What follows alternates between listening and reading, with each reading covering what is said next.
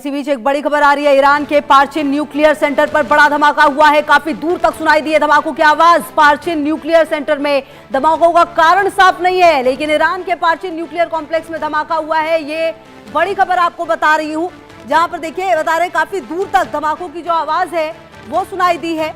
और ईरान के पार्चिन में आपको बता दें कि न्यूक्लियर सेंटर पर धमाका हुआ है। अब अगर ये धमाका हुआ है तो आखिरकार इसके पीछे वजह क्या है? क्या जो डर पूरी दुनिया को सता रहा था, क्या वो डर जो है वो अब सामने आ रहा है? क्योंकि कहीं ना कहीं आपको बता दें कि ये खबर सामने आ रही है जहां पार्चिन न्यूक्लियर सेंटर में धमाकों का कारण फिलहाल साफ नहीं है, लेकिन धमाके हुए हैं, ये जानकारी सामने आ रही है। ईरान के पार्चिन न्यूक्लियर सेंटर पर बड़ा धमाका।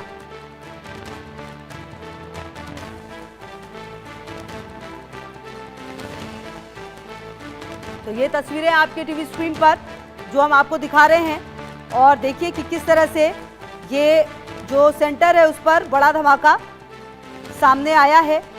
और ईरान के पार्चिन न्यूक्लियर सेंटर पर ये धमाका सामने आया है। हालांकि धमाके के पीछे क्या वजह है ये फिलहाल देखना होगा।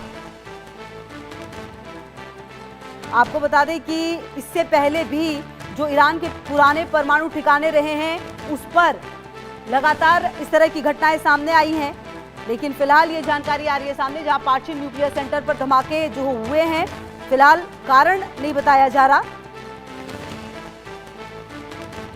और अमित सिंह हमारे सहयोगी ज्यादा जानकारी के लिए इसी खबर पर हमारे साथ। अमित, क्या जानकारी मिल पा रही है? जो ये पार्चिन न्यूक्लियर सेंटर ये कितना ज्यादा इंपॉर्टेंट है, क्योंकि कहा जा रहा है धमाका हुआ है, काफी दूर तक धमाकों की आवाज सुनी गई है।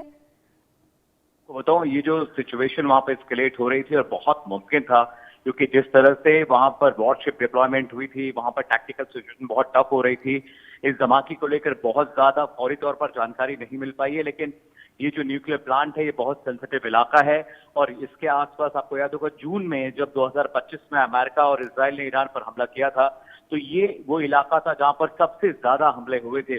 और जैसे जैसे इन्फॉर्मेशन हमारे पास आएगी ज्यादा क्लैरिटी हो पाएगी, लेकिन अभी फिलहाल जो इन्फॉर्मेशन चल रही है, जो खबरें हम दिखा रहे हैं, ये बहुत क्रूशियल डेवलपमेंट है ईरान के लिहाज से। क्योंकि आज अमेरिका का जो नैरेटिव था, अगर आप देखें तो अमेरिका ने कहा था कि हम किसी भी वक्त ईरान पर हमला बोल सकते हैं, और बहुत मुमकिन है कि ये जो अटैक हुए हैं, ये अटैक कहीं ना कहीं इसमें अमेरिका का हाथ हो सकता है। क्योंकि न्यूक्लियर प्लांट के आसपास अटैक होने का मतलब ही यही है, क्योंकि अमेरिका हमेशा से उन्हीं ठिकानों को टारगेट करना चाहता था जहां पर न्यूक्लियर फैसिलिटीज हैं, यहाँ पर जहां पर न्यूक्लियर इनरिचमेंट प्रोग्राम ईरान बहुत वक्त से चला रहा था। और यहाँ पर हमले का सीधा सीधा मतलब है इस हमले के पीछे या तो इजराइल है या तो अमेरिका है। हालांकि फौरी तौर पर अभी जानकारी नहीं आ पाई है, लेकिन मुझे लगता है कि आधा घंटा 1 घंटे के बाद शायद ये क्लैरिटी हो जाएगी कि ये जो अटैक हुए हैं कहीं ना कहीं बाहर से हमले हुए, क्योंकि जो इनका वॉरशिप था यूएसएस अब्राहम लिंकन, वो उस पर जो टारगेट थे, वो टारगेट जो सेट किए गए थे वो वही टारगेट थे जहां पर ईरान की असेंबलीज हो सकती हैं, जहां पर न्यूक्लियर इनरिचमेंट प्रोग्राम चल रहे थे। सो अगर मैं आपको बताऊं तो ये बहुत क्रूशियल डेवलपमेंट है। और आप अभी हम इसे हमला नहीं कह रहे हैं, क्योंकि ऑफिशियल कंफर्मेशन व्हाइट हाउस और पेंटागन की तरफ से नहीं आई है और ना ही ईरान की तरफ से कोई बयान आया है। लेकिन खाड़ी देशों में अभी जो हमारे सोर्सेज बता रहे हैं कि वहां पर अभी बहुत ज्यादा स्ट्रेस सिचुएशन है, और आसपास का जो इलाका है वो उसे इवैक्यूएट कराया जा रहा है। क्योंकि अगर वहां धमाका हुआ है और न्यूक्लियर इनरिचमेंट प्रोग्राम वहां चल रहे थे, तो रेडिएशन रिलीज होने का, लीक होने का बहुत बड़ा खतरा है। और ऐसे में जो सूत्र हमारे सोर्सेज बता रहे हैं कि वहां पर अब जो सिचुएशन ऐसी बन रही है कि उस इलाके को जल्दी से जल्दी खाली कराया जा रहा है। जो रिवोल्यूशनरी गार्ड्स हैं वो अलर्ट मोड पर हैं, और साथ ही साथ अब ये जो पूरी मॉनिटरिंग है इस पर अमेरिका और इजराइल की ओर से कोई न कोई बयान आने के बाद ही कंफर्मेशन हो पाएगा। लेकिन ये धमाके बताते हैं कि वहां पर अभी सिचुएशन ठीक नहीं है। Back to you. बिल्कुल। अच्छा अमित, देखिए आप, अगर ऐसा है तो क्या ईरान की तरफ से कुछ अब छुपाने की कोशिश की जाएगी? क्योंकि अगर आप देखिए, हमने पिछले समय में जितने भी युद्ध देखे हैं उसमें न्यूक्लियर सेंटर पर अगर हमला हो रहा है तो मतलब कि कहीं ना कहीं एक शुरुआत मानी जाती है। चाहे हमने रूस और यूक्रेन जंग देखी हो, चाहे ईरान का हमला, माफ कीजिए, इजराइल का हमला जो है वो हमने देखा हो, तो कुल मिलाकर क्या माना जाए, क्या ये शुरुआत है?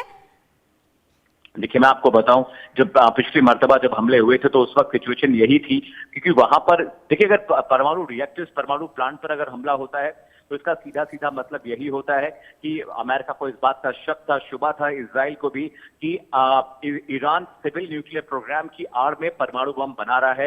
रशिया और चाइना ये दो मुख्तलिफ कंट्रीज थी जिन्होंने सारी इनको टैक्टिकल जो जरूरत थी वो पूरी की, और जो भी टेक्नोलॉजी थी वो सारा कुछ रशिया और चीन ने उपलब्ध कराया है। और अंदर खाने से ये खबर अब बाहर आ गई थी कि चीन और रशिया जानबूझकर ईरान को सपोर्ट कर रहे थे, उनके न्यूक्लियर प्रोग्राम को, ताकि अमेरिका और इजराइल जैसे मुल्कों पर प्रेशर बनाया जा सके। ये एक तरह का डिप्लोमेटिक सटायर था जो रशिया और चीन की तरफ से था, एक डिप्लोमेटिक स्ट्रैटेजी थी अमेरिका को कर्व करने की, इजराइल को दबाने की, और उसमें चीन और रशिया कामयाब भी हुए, क्योंकि ईरान सिर्फ अकेले अपने खुद के बूते पर अमेरिका जैसे मुल्क को नहीं धमका सकता। उनके नैरेटिव देखिए, उनकी बातचीत देखिए, जिस तरह की बातचीत वो करते हैं, ऐसा लग रहा था कि उसके पास बहुत सारी शक्तियां हैं। और मैं बताऊं, उनके पास supersonic anti continental ballistic missiles हैं जो कि इंटरसेप्ट करना बहुत मुश्किल है, और वो एटॉमिक वॉरहेड्स को कैरी कर सकते हैं। इसलिए ये सिचुएशन बहुत डरावनी है, और मुझे लगता है कि हमें कम से कम कुछ देर और वेट करना चाहिए। लेकिन ये तय है कि अगर न्यूक्लियर पावर प्लांट के पास धमाका हुआ है तो ये ड्रोन अटैक भी हो सकता है अमेरिका के जरिए, ये वहां पर इजराइल का ड्रोन अटैक हो सकता है, या तो प्रिसीजन अटैक जो B-2 बॉम्बर्स F-22 F-35 जो रैप्टर्स जेट्स ने किया है, ये भी हो सकता है। ये सिर्फ अंदाजा है, अभी कंफर्मेशन नहीं है। ठीक है, रहेगी लगातार नजर। बहुत शुक्रिया अमित, आपका इन तमाम